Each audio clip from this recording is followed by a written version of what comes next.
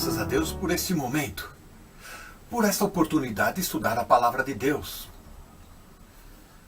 Louvo aos irmãos pelo privilégio de poder participar junto e aprendermos com a Palavra de Deus em Colossenses 3, no verso 6, pelas quais coisas vem a ira de Deus sobre os filhos da desobediência.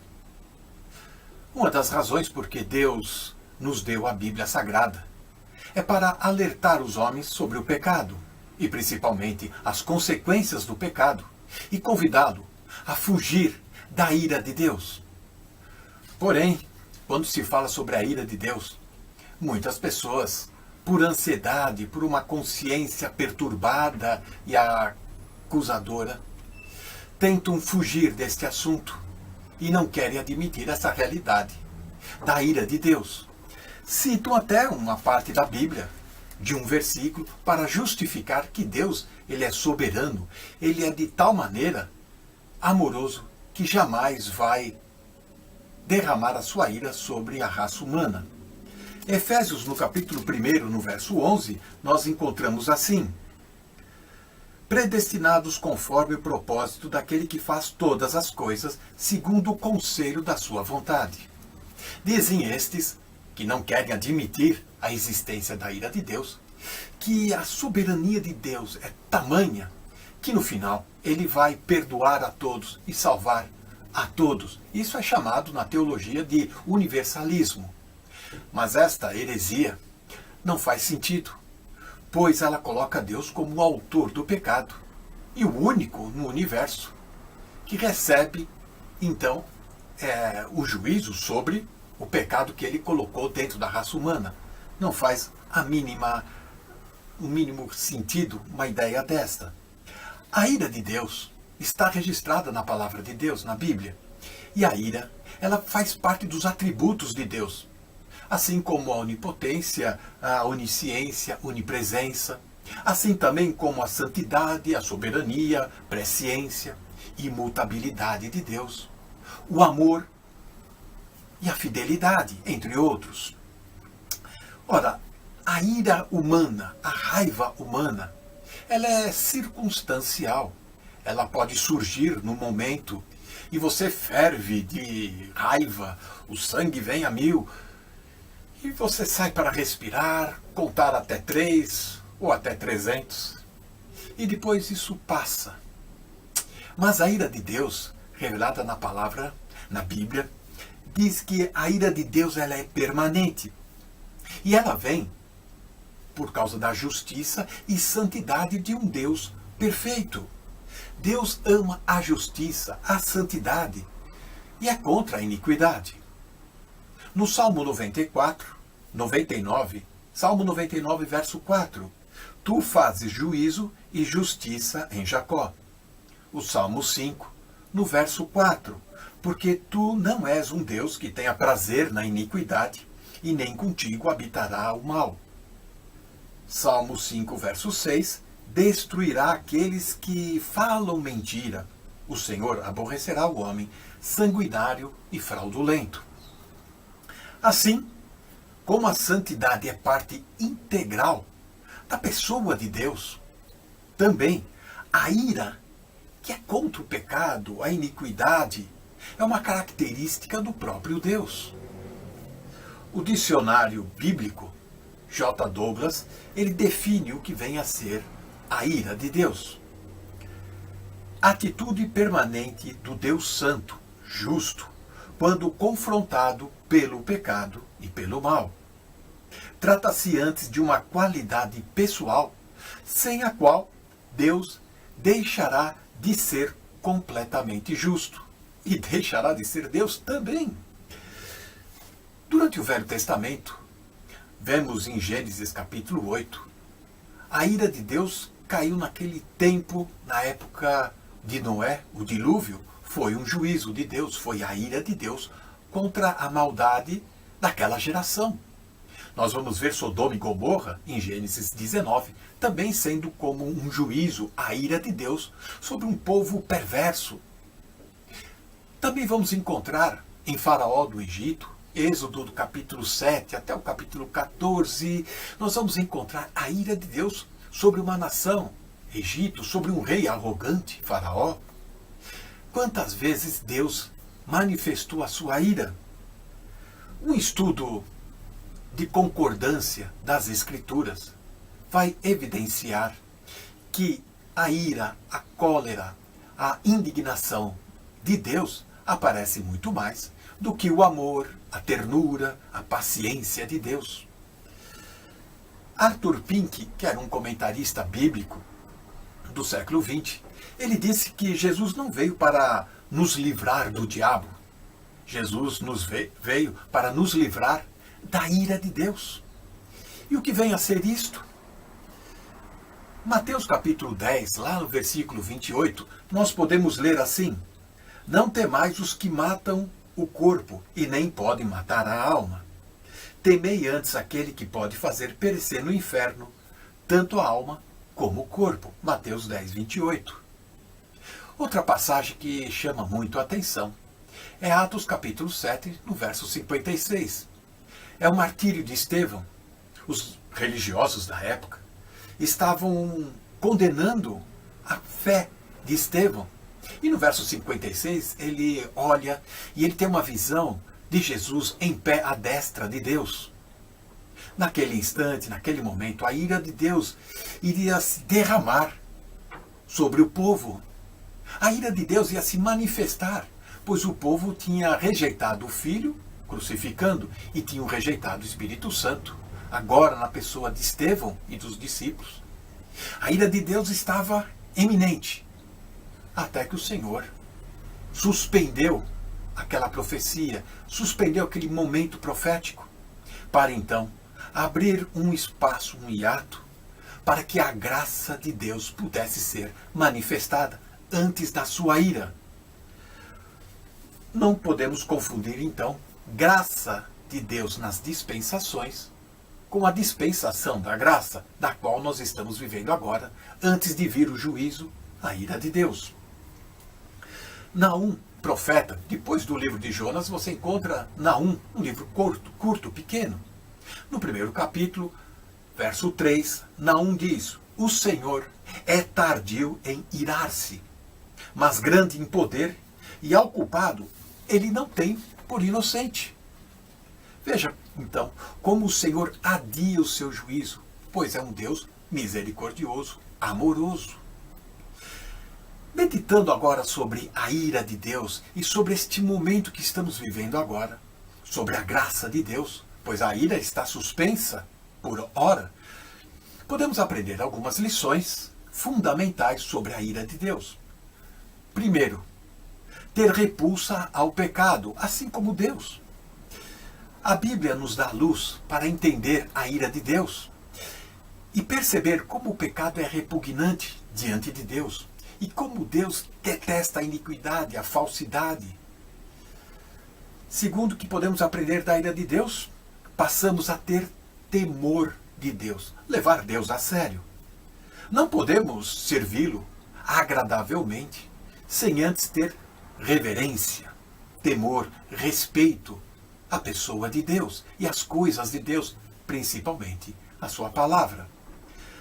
Terceira lição, leva-nos a um amor verdadeiro, a um louvor a Deus, sabendo que Deus está nos livrando da ira, de um juízo, de uma condenação.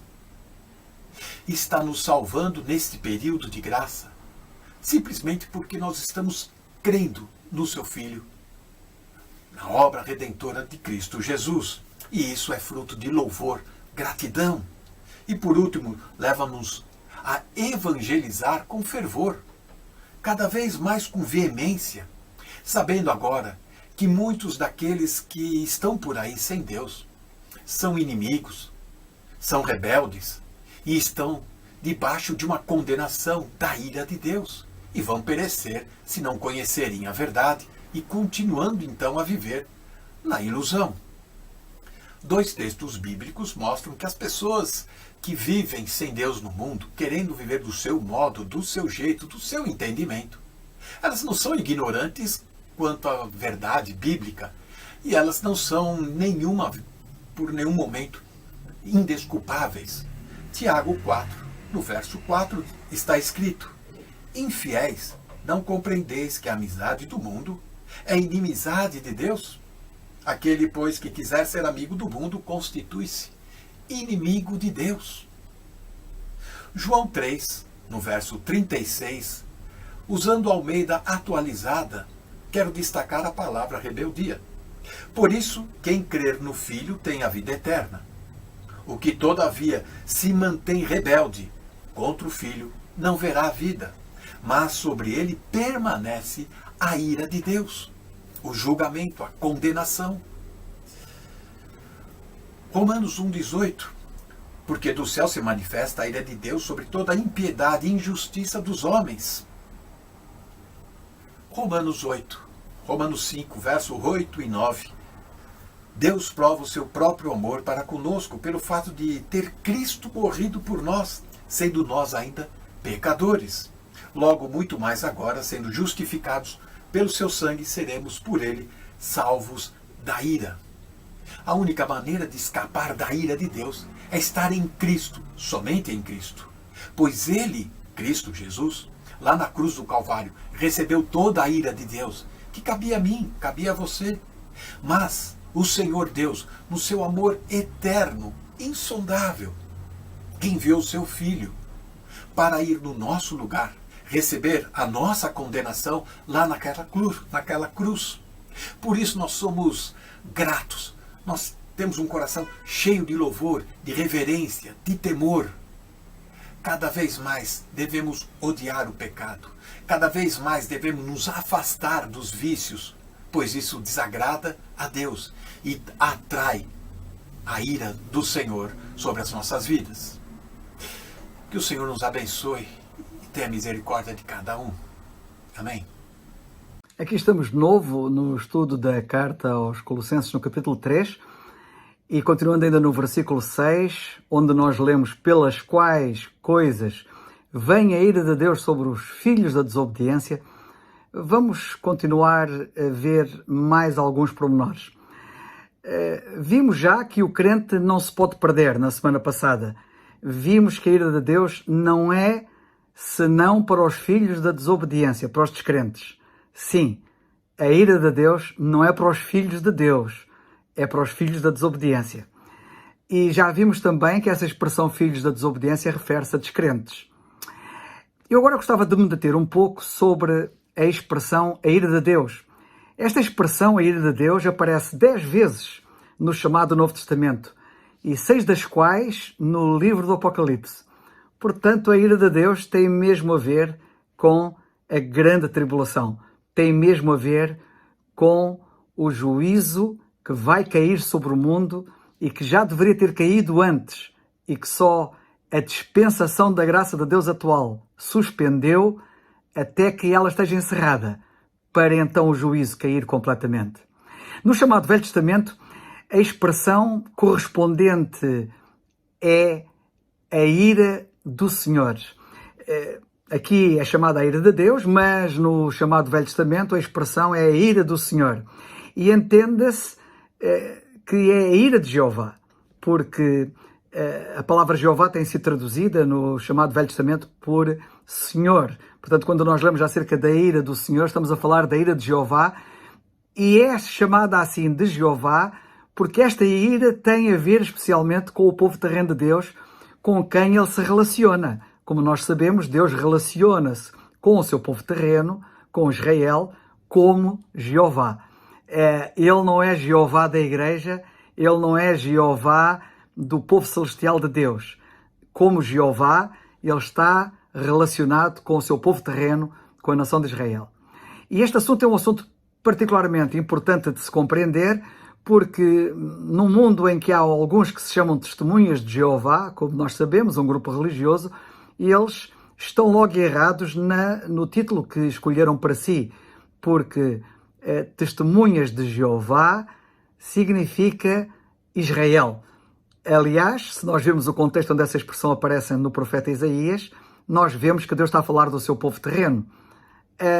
E quando as chamadas testemunhas de Jeová falam nos 144.000 referidos no livro do Apocalipse, nós vemos claramente que esses 144.000 não podem ser os membros desta seita chamada Testemunhas de Jeová, porque os 144 mil são ali referidos como sendo 12 mil de cada tribo de Israel. Como elas são 12 tribos, 12 mil vezes 12 dá 144 mil.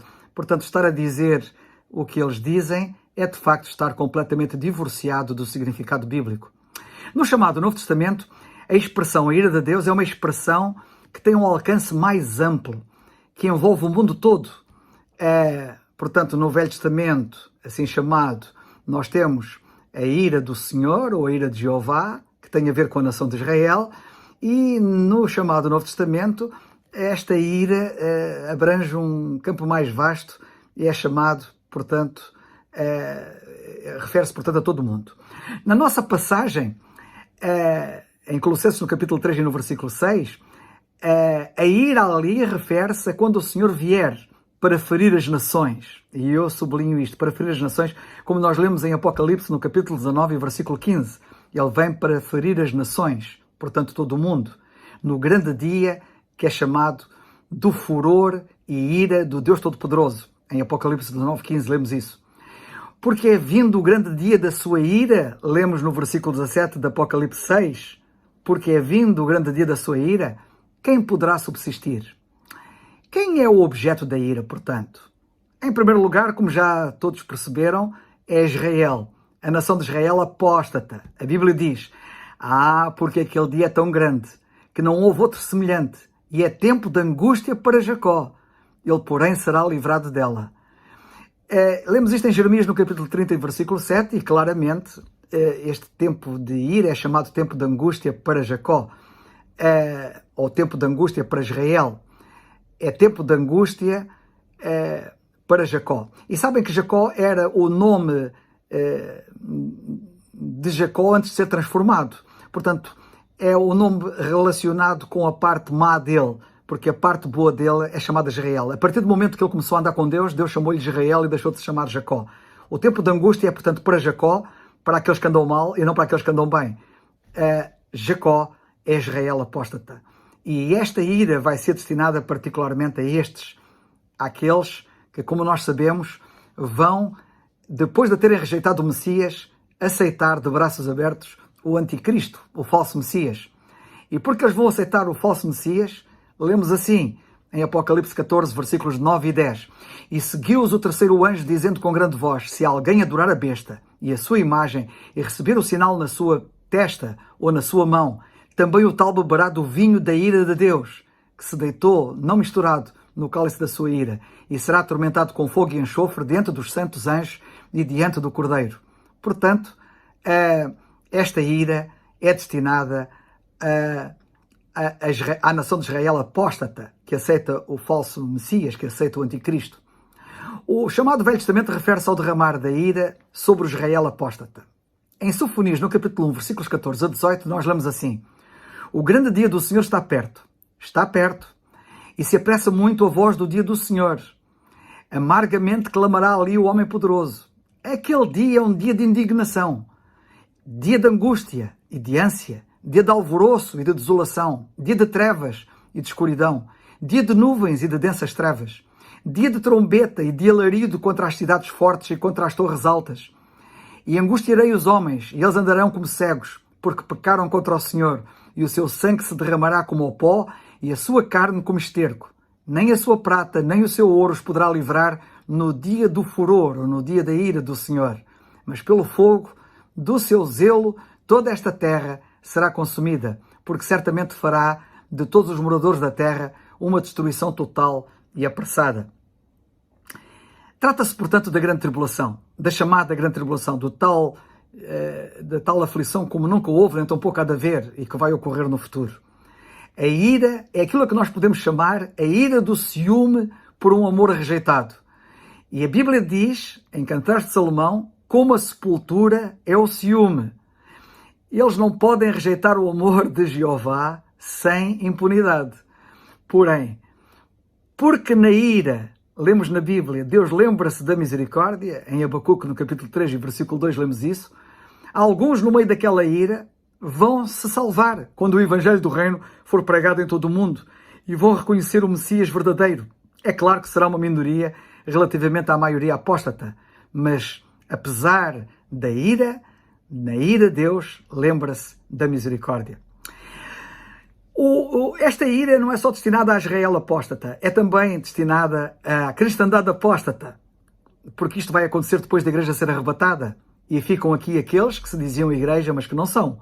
Aqueles que de facto nunca nasceram de novo, que eram apenas cristãos de fachada. Lemos na Bíblia, em Apocalipse 16:10, o quinto anjo derramou a sua taça sobre o trono da besta e o seu reino se fez tenebroso, e eles mordiam as suas línguas de dor. E também, mais concretamente, refere-se à ira que vai cair sobre, portanto, a chamada Grande Babilónia, que é a igreja apóstata. E a grande cidade fendeu-se, lemos em Apocalipse 16:19, que a grande cidade, Babilónia, fendeu-se em 3 partes e as cidades das nações caíram. E da grande Babilónia se lembrou Deus para lhe dar o cálice do vinho da indignação da sua ira. Todas as nações do mundo, não apenas Israel, vão conhecer esta ira. Nós lemos profeticamente Isaías falar acerca disso no capítulo 13, versículos 9 a 13, quando ele diz assim: eis que o dia do Senhor vem, horrendo, com furor e ira ardente, para pôr a terra, e entenda-se aqui a terra de Israel, em assolação e destruir os pecados dela. Porque as estrelas dos céus e os astros não deixarão brilhar a sua luz. O sol se escurecerá ao nascer e a lua não fará resplandecer a sua luz. E visitarei sobre o mundo, e agora não é só apenas Israel, visitarei sobre o mundo a maldade e sobre os ímpios a sua iniquidade. E farei cessar a arrogância dos atrevidos e abaterei a soberba dos tiranos. Farei que um homem seja mais precioso do que o ouro puro e mais raro do que o ouro fino de Ofir. Pelo que farei estremecer os céus e a terra se moverá do seu lugar por causa do furor do Senhor dos Exércitos e por causa do dia da sua ardente ira. É curioso nós vermos nesta passagem a similitude entre ela e Joel capítulo 2, a tal passagem profética do dia de Pentecostes. Pentecostes não tem nada a ver com a dispensação da graça. Pentecostes tem a ver com juízo. É o tempo em que, como diz aqui a Bíblia, os astros não deixarão brilhar a sua luz, o sol se escurecerá ao nascer e a lua não fará resplandecer a sua luz. Exatamente o que diz o profeta Joel. E, portanto, foi quando tudo estava conjugado, de acordo com a profecia de Joel, para que a ira de Deus fosse derramada sobre todo o mundo, visto que não apenas Israel estava em rebelião contra Deus, mas os gentios, as outras nações, há muito tempo, portanto, numa altura em que todo o mundo estava em rebelião contra Deus, foi quando Deus resolveu, antes do juízo cair, antes da ira ser derramada, ele dar uma oportunidade a uns e a outros com este maravilhoso evangelho da maravilhosa graça de Deus que está a ser pregado nesta dispensação da graça de Deus que, entretanto, começou suspendendo o programa profético. A ira de Deus pairou sobre Israel no deserto. É muito importante também vermos isto. E fazendo um pouco de história, nós vemos como a ira de Deus, quando Israel estava no deserto, no tempo de Moisés, ela pairava sobre eles. Por várias vezes, a ira ameaçou destruí-los. A ira de Deus. Então disse Arão, é curioso que Arão, a certa altura, em Êxodo 32:22, disse isto: não se acenda a ira do meu Senhor. Tu sabes que este povo é inclinado ao mal. E foi exatamente por causa deste povo se inclinar ao mal que a ira de Deus não apenas pairou, como aconteceu na altura, mas irá cair de uma forma tremenda na grande tribulação. Moisés, por exemplo, disse isto: porque temi por causa da ira e do furor com que o Senhor tanto estava irado contra vós, para vos destruir. Porém, ainda por esta vez o Senhor me ouviu. Lemos em Deuteronômio 9:19. A ira de Deus sempre pairava sobre aquele povo devido à sua rebeldia. Na terra, por várias vezes, a ira do Senhor acendeu-se contra eles, contra a nação de Israel.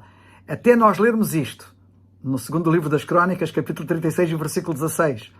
Porém, zombaram dos mensageiros de Deus e desprezaram as suas palavras e mofaram dos seus profetas, até que o furor do Senhor subiu tanto contra o seu povo que mais nenhum remédio houve. E é de facto, quando já não há mais nenhum remédio, que a ira cai implacavelmente. De facto, eles tinham rejeitado o Senhor de uma forma que já não mais restava remédio para eles. Entretanto, foi introduzido, como eu disse há pouco, o segredo do seu amor. A verdade do mistério que estava escondida em Deus, que era, antes do juízo cair, ele ia dar uma oportunidade a todos, e dos que se salvassem, ele ia formar a sua igreja, o seu povo celestial, um corpo do qual o corpo de Cristo é cabeça. que é isso que ele está a fazer atualmente na atual dispensação da graça. Portanto, quando tudo indicava que a ira iria cair, surgiu a graça de Deus. E quando este período acabar, e só quando este período acabar, através do arrebatamento da igreja, quando a igreja for arrebatada, quando o corpo estiver completo e a sua igreja pronta, então é que a ira que não caiu em Atos dos Apóstolos, no capítulo 2, no cumprimento parcial da profecia de Joel, porque ela foi interrompida, então o juízo cairá.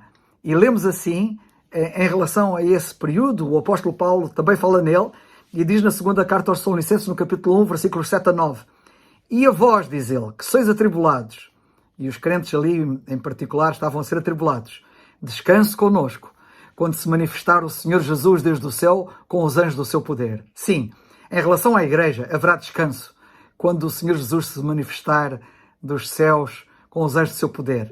A igreja será arrebatada e estará em descanso. E ele se manifestará com os anjos do seu poder, diz a Bíblia, como labareda de fogo, tomando vingança dos que não conhecem a Deus. Portanto, a ira é para os que não conhecem a Deus. E dos que não obedecem ao Evangelho de nosso Senhor Jesus Cristo. E já falei disso, particularmente no estudo anterior, que Cristo veio a ser a causa de uma eterna salvação para todos que lhe obedecem. E nós, todas as pessoas hoje, para serem salvas, têm que obedecer ao Evangelho, que é apenas crer. Os quais, diz a Bíblia, por castigo, padecerão eterna perdição ante a face do Senhor e a glória do seu poder. É curioso nós lermos ainda em Romanos, no capítulo 2 e versículo 5, mas segundo a tua dureza e teu coração impenitente, entesouras ira para ti no dia da ira e da manifestação do juízo de Deus. De facto, as pessoas, enquanto elas rejeitam e resistem ao Evangelho da Graça, que está a ser atualmente pregado nesta dispensação da graça, enquanto elas rejeitam, diz a Bíblia que segundo a dureza do seu coração impenitente, elas estão a entesourar ira para elas no dia da ira e da manifestação do juízo de Deus. Daí eu faço aqui um apelo para que, se algum de vocês que nos está a escutar neste momento ainda não se converteu nesta atual dispensação da graça, o faça quanto antes e creia em Jesus Cristo como seu Salvador, porque senão, sem saber, está a entesourar ira para o dia da ira. Em Romanos, no capítulo 5 e versículo 9, o apóstolo diz, logo muito mais agora sendo justificados pelo seu sangue, para quem crê em Cristo, seremos por ele salvos da ira. Se tu creres no Senhor Jesus Cristo como teu Salvador, sendo justificado pelo sangue que ele verteu na cruz do Calvário, tu estás salvo da ira e já não tens mais nada a temer a ira, porque a ira é para os filhos da desobediência, não para os filhos de Deus. Na primeira carta aos Tessalonicenses, capítulo 1 e versículo 10, nós lemos assim, que o Senhor nos salvou, no versículo 9 nós lemos isso, que Ele nos salvou, para, entre outras coisas, nós esperarmos dos céus a seu Filho, a quem ressuscitou dos mortos, a saber, Jesus, que nos livra da ira futura. De facto, nós como crentes, hoje, que pertencemos ao seu povo celestial, à Igreja, o corpo de Cristo, estamos livres da ira, não passamos pela grande tribulação. Na primeira carta aos Tessalonicenses, um pouco mais à frente, no capítulo 5 e versículo 9, o apóstolo diz, porque Deus não nos destinou a nós, membros do corpo de Cristo, para a ira, mas para a aquisição da salvação por nosso Senhor Jesus Cristo. Ora, como nós sabemos, a Igreja surgiu como resultado da suspensão da ira que estava para cair e que o profeta Joel dizia. Como é que se a Igreja surgiu como resultado da suspensão da ira, a Igreja passa pela ira? É inacreditável. Como é que alguns mal instruídos, ignorantes mesmo, dizem que a Igreja vai passar na grande tribulação? Como é que a Igreja, que nasce exatamente como resultado da suspensão da ira de Deus, para dar uma oportunidade a todos, antes que a ira caia, vai passar pela ira? É um contrassenso. A Igreja não passa na grande tribulação. A Igreja também não passa na grande tribulação por uma razão muito simples. Como é que a Igreja passa na grande tribulação se a Igreja, neste momento, a maior parte da Igreja está no céu? Sim, a maior parte dos crentes que pertencem à Igreja, ao corpo de Cristo, já está no céu. Como é que alguns dizem a tontice de dizer que a Igreja passa na grande tribulação se a maior parte da Igreja já está no céu? E alguns vêm com outras teorias, dizendo que quem passa pela grande tribulação é uma parte da igreja e dizem que são os crentes mais carnais. Bem, eles esquecem-se que alguns crentes bem carnais, porventura até mais carnais, até os carnais coríntios, por exemplo, não sei se haveria crentes mais carnais do que eles, já estão no céu e não passam na grande tribulação. Como é que então essa teoria tem pernas para andar? De facto, quem não maneja bem a palavra da verdade só diz coisas sem nexo. Dizem, portanto, o que dizem, mas se aquilo que dizem não estiver de acordo com a palavra de Deus, não faz qualquer sentido. Aliás, a palavra de Deus, daquilo que nós vimos até agora, e muito mais há para dizer, não é esse o assunto que estamos a abordar, mas muito mais há para dizer, é muito clara, dizendo que nós não fomos destinados para a ira. Não. Esta ira de Deus é destinada aos filhos da desobediência, é destinada aos descrentes, não é destinada aos filhos de Deus. Mas o crente não falha? Sim, o crente falha. Falha, e Paulo diz aqui nesta passagem em Colossenses no capítulo 3, neste conjunto de versículos que temos estado a analisar, para que o crente mortifique a sua velha natureza, porque ele ainda tem a velha natureza nele, e como tal ela produz os frutos característicos dela, e nós, portanto, devemos, na prática, mortificarmos essa velha natureza para que essas manifestações da carne não surjam na nossa experiência.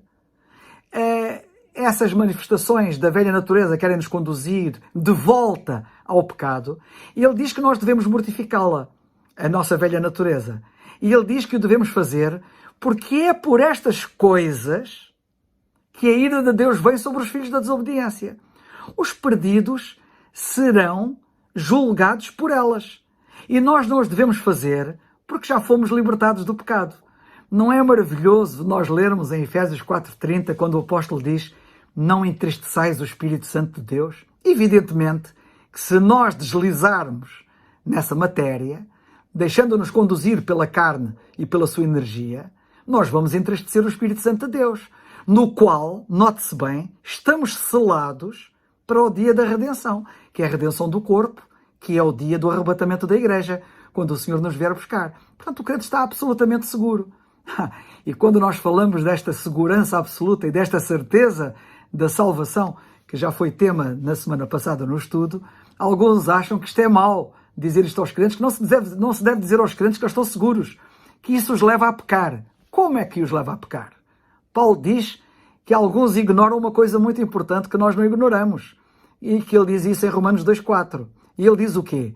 Que a benignidade de Deus nos leva ao arrependimento. A benignidade de Deus não nos leva ao pecado, leva-nos ao arrependimento. E não nos podemos esquecer disto. E Paulo diz aos Efésios, no capítulo 5, versículos 6 e 7, para que os crentes ali em Éfeso não se prostituam, não sejam impuros e tenham cuidado com a linguagem, até com a própria linguagem que utilizam na sua conversação. E diz ele assim: ninguém vos engane com palavras vãs, porque por estas coisas, prostituição, impureza, má linguagem, vem a ira de Deus sobre os filhos da desobediência. Portanto, diz ele, não sejais seus companheiros. Se isto vem sobre descrentes, e se tu és crente, então não sejas companheiro dos descrentes. É a força do argumento de Paulo quando escreve aos Efésios, é a força do argumento de Paulo quando escreve aqui aos Colossenses. A ira vem sobre os filhos da desobediência, não vem sobre os filhos de Deus. Portanto, repito aquilo que Paulo diz, não sejais seus companheiros. Aliás, o capítulo 13, versículo 7 da nossa passagem, em Colossenses, diz: nas quais também em outro tempo andastes, quando vivias nelas. Isso faz parte do vosso passado, não faz parte do vosso presente, nem do vosso futuro. Que Deus nos ajude a sermos uma ilustração viva da manifestação da benignidade e da graça de Deus na nossa vida. Amém.